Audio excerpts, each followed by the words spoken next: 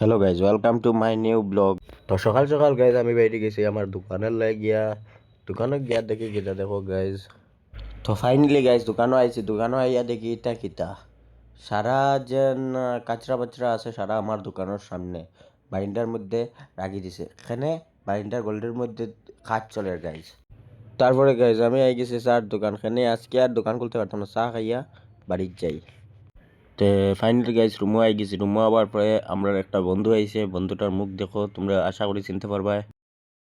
Finally guys ওই দেখো viral হুয়া, হেরে চিনোনি তোমরা, তোমরা সবাই হেরে চিনোনি।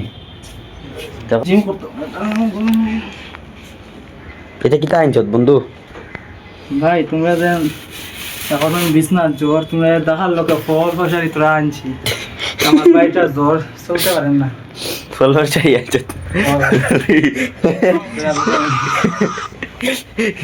কিতা কিতা বল বসারি আমি টাকা দিয়ে আনছি, এটা কইলে মানুষ শুনে লাভ আছে না। यही नहीं अभी और सुनिए। আমার ভাইরে দেখা তাইছো না। বাইরে অবস্থা খারাপ নয়। তো ফাইনালি গাইজ হে যাওয়ার পরে আমিও যাই যে খানির যাওয়ার পরে গাইজ ওই দেখো আমার ডায়লগ।